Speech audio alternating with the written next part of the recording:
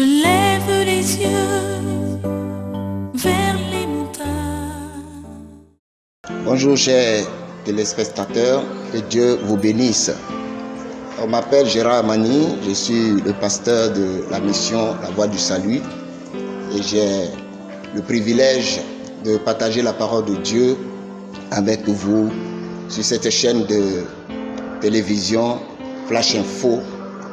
Et nous aurons rendez-vous chaque 2 semaines dans le mois. Le thème de l'émission que nous allons suivre chaque 2 semaines est intitulé Le rendez-vous du salut. Le rendez-vous du salut. Que Dieu vous bénisse pour votre écoute et nous prions que ces moments soient une bénédiction pour chacun de vous.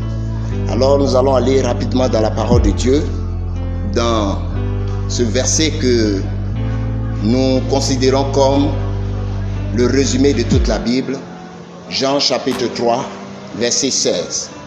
La Bible déclare dans ce passage, car Dieu a tant aimé le monde qu'il a donné son Fils unique, afin que quiconque croit en lui ne périsse point, mais qu'il ait la vie éternelle. Dieu a tant aimé le monde, et Dieu a prouvé son amour envers le monde en posant un acte fort, en donnant son Fils à la place de tous les hommes, pour que les hommes reviennent à lui, soient réconciliés avec lui. Parce qu'en effet, tous les hommes sont des pécheurs, comme le dit la Bible dans le livre de Romains au chapitre 3. Tous ont péché et sont privés de la gloire de Dieu. Mais Dieu a aimé le monde. Il n'a pas voulu laisser le monde dans cette condition de perdition. Il a pourvu donc au salut de l'homme en donnant son Fils à la place de l'humanité. Dieu t'aime, toi qui m'écoutes. Peut-être que tu as l'impression que personne ne t'aime. Tu as l'impression que ta famille te rejette, que tu n'es pas considéré, que tu n'es pas aimé. Mais j'ai une bonne nouvelle pour toi ce matin. Sache que Dieu t'aime. Dieu est ton créateur et il t'aime. Et il a prouvé son amour envers nous en ce que lorsque nous étions encore pécheurs, Christ est mort pour nous. La Bible dit dans le livre de Romains au chapitre 5, versets 7 à 8, je lis. À peine mourrait-on pour un juste. Quelqu'un peut-être mourrait-il pour un homme de bien. Mais Dieu prouve son amour envers nous en ce que lorsque nous étions encore pécheurs, Christ est mort pour nous. Quelle bonne nouvelle! Lorsque nous étions encore pécheurs, Dieu a prouvé déjà son amour envers nous en donnant son Fils, en sacrifiant son Fils. Et il dit dans ce passage que à peine mourrait-on pour un juste. Il est impossible pour un homme normal de se sacrifier pour un autre homme, d'aller à la mort pour un autre homme, quel que soit l'amour qu'on a pour quelqu'un. Après la tombe, nous nous retournons et nous venons à la maison. Mais Dieu allait jusqu'à la mort pour nous montrer combien de fois il nous aime. Et il dit qu'il nous a aimés au point de donner son Fils. Et ce qu'il attend de nous, c'est une réponse par rapport à son amour. Parce que l'amour bien-aimé, c'est le donner et le recevoir. Dieu a prouvé son amour envers nous en donnant son Fils. Et lorsqu'on te fait un don, tu as 2 attitudes. Soit tu reçois ce don, ou tu refuses ce don. Mais le désir de Dieu, en livrant son Fils, c'est que tu acceptes ce sacrifice. Il dit, afin que quiconque croit en lui ne périsse point, mais qu'il ait la vie éternelle. Oui, bien-aimé, Dieu t'aime. Nous venons de voir au travers de la parole de Dieu que Dieu a prouvé son amour envers toi en donnant son Fils. Et la Bible va plus loin. L'apôtre Jean, qui était l'un des disciples de Jésus, s'est exclamé dans son livre, dans le passage de 1 Jean chapitre 3, verset 1. Il dit ceci, 1 Jean chapitre 3, verset 1. Voyez quel amour le Père nous a témoigné pour que nous soyons appelés enfants de Dieu. Et nous le sommes. Si le monde ne le connaît pas, c'est qu'il ne l'a pas connu. Alléluia. Voyez quel amour le Père a témoigné envers nous en donnant son Fils. Bien-aimé, toi qui m'écoutes ce matin, sache que Dieu t'aime. Dieu t'aime. Mais Dieu a donné son Fils à ta place. Mais Dieu attend également une réponse à son amour. Il dit afin que quiconque croit ne périsse point, mais qu'il ait la vie éternelle. Alors, si nous venons de démontrer, et que cela est établi dans la parole de Dieu, que Dieu nous aime, sans controverse, Dieu nous aime, Dieu t'aime, toi qui m'écoutes. Mais ce que Dieu attend de toi en retour, c'est que tu répondes à son amour. Et on répond à son amour de deux façons essentielles. La Bible dit dans le livre de Jean, au chapitre 1, verset 12, à tous ceux qui l'ont reçu, à tous ceux qui croient en son nom, Dieu leur a donné le pouvoir de devenir enfants de Dieu. Alléluia. À tous ceux qui l'ont reçu, Dieu a donné son Fils. Alors il faut recevoir son Fils. Et Dieu te dit à tous ceux qui ont reçu, Dieu leur donne le pouvoir de devenir enfants de Dieu. Dieu se réconcilie avec eux à cause de son Fils. Parce que le péché de l'humanité a été porté par son Fils. Et en recevant son Fils, Dieu nous impute sa justice. Par cette justice, nous devenons donc plus saints et agréables à Dieu. Et nous pouvons donc entrer en contact, en communion avec Dieu. Alléluia. Bien-aimé, tu as besoin de répondre à l'amour de Dieu en acceptant ce don précieux qu'il t'a fait, en livrant son Fils Jésus-Christ à la croix pour toi. Et il dit, il faut que tu le reçoives pour que tu deviennes enfant de Dieu. Alléluia. Il faut que tu reçoives Jésus pour devenir enfant de Dieu.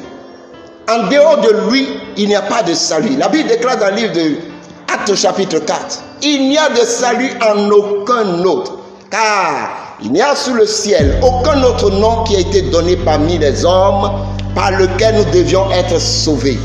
Le seul nom qui sauve l'homme, le seul nom qui permet à l'homme d'être réconcilié avec Dieu, d'entrer en communion, en contact avec Dieu, ce seul nom s'appelle Jésus. Et Jésus, en venant dans le monde, l'a affirmé clairement dans le livre de Jean au chapitre 14 au verset 6. Je suis le chemin, je suis la vérité, je suis la vie. Nul ne vient au Père que par moi. Alléluia. Nul ne vient au Père que par moi. Veux-tu venir au Père? Veux-tu avoir une communion avec le Père? Veux-tu avoir une relation avec le Père?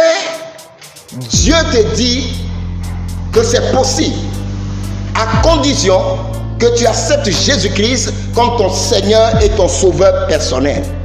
Accepter Jésus-Christ comme son Seigneur et son Sauveur personnel veut dire simplement reconnaître qu'on est pécheur, reconnaître que Jésus, qui n'a jamais commis de péché, est mort pour nous, pour que nous devenions en lui justice de Dieu. Et accepter ce don-là par la foi. Ainsi donc, nous devenons enfants de Dieu. Alléluia. Et quand nous devenons enfants de Dieu, ce n'est que le début de notre relation avec le Seigneur. Quand nous devenons enfants de Dieu, nous devons maintenant grandir pour devenir des fils. Parce qu'un enfant qui naît est appelé à grandir. La Bible dit que aussi longtemps que l'héritier est enfant, il ne diffère en rien de l'esclave. Alors c'est vrai qu'il faut naître de nouveau, il faut accepter Jésus pour devenir enfant de Dieu, mais il faut grandir. Et comment on grandit avec Dieu? Comment on atteint la maturité? C'est simplement en obéissant à la parole de Dieu. La Bible dit dans le livre de Jean au chapitre 14, je vais lire quelques passages. Jean chapitre 14, verset 15. Si vous m'aimez, gardez mes commandements. Le verset 21 dit ceci. Celui qui a mes commandements et qui les garde, c'est celui qui m'aime. Verset 23. Si quelqu'un m'aime, qu'il garde ma parole, Verset 24. Celui qui ne m'aime pas ne garde pas ma parole. Alléluia. Dieu a prouvé son amour envers toi. Et Dieu veut que tu répondes à son amour en acceptant Jésus-Christ. Et une fois que tu acceptes Jésus-Christ, ce qui va montrer réellement que tu aimes à ton tour ton Dieu, c'est simplement obéir à ses commandements. C'est mettre en pratique sa parole. Le faisant, tu démontres ton amour pour Dieu. Dieu dit, la preuve de ton amour pour lui, c'est simplement le fait de mettre en pratique sa parole. C'est pourquoi, bien-aimé, le désir de Dieu, c'est que tu aies une relation avec lui. Non seulement que tu aies une relation avec lui, mais que tu grandisses dans cette relation. Alors toi qui m'écoutes ce matin, si tu as entendu cette parole et que tu ressens le désir de donner ta vie au Seigneur Jésus-Christ, nous allons te donner l'occasion de le faire maintenant. Nous allons prier avec toi. Si tu veux accepter Jésus-Christ, là où tu es, mets ta main sur ton cœur et nous allons prier avec toi. Répétez cette parole après moi. Seigneur Jésus, ce matin, j'ai entendu ta parole. J'ai connu que tu m'as aimé et que tu as donné ton Fils pour moi. En retour, je reçois Jésus comme mon Seigneur et mon Sauveur personnel. Pardonne tous mes péchés, lave-moi par ton sang et permets-moi de marcher dans une relation saine avec toi. Au nom de Jésus, Amen. Toi qui as fait cette prière, sache que tu as reçu le salut, tu as reçu la vie éternelle, tu es devenu enfant de Dieu. Nous voulons t'encourager à marcher dans les voies du Seigneur en intégrant une église, on prêche la parole de Dieu, ou en nous rejoignant ici à la mission La Voie du Salut. Alors la mission La Voie du Salut est située à Zobo, dans le 10e arrondissement, tout juste derrière le 10e arrondissement, l'avant pavé qui va vers le CG Veudecor. La 4e rue à gauche, vous entrez, vous trouverez la mission La Voie du Salut. Nous sommes situés à côté d'une école qu'on appelle Saint-Gérard-Magellan. Alors nos contacts sont le 96, le 84, 09 et le 63. Je répète les numéros pour vous. 96, 84, 09, 63. Que Dieu vous bénisse, que sa paix et sa grâce demeurent sur vous. Shalom chez vous. Nous espérons vous retrouver dans 15 jours par la grâce de Dieu, comme nous l'avions annoncé. Chaque 15 jours, nous aurons l'occasion de partager la parole de Dieu pour votre édification personnelle et pour votre maturité dans le Seigneur. Que Dieu vous bénisse. Shalom. De l'Éternel qui a fait les cieux et la terre, le secours me vient, le secours me vient de l'Éternel qui a fait les cieux.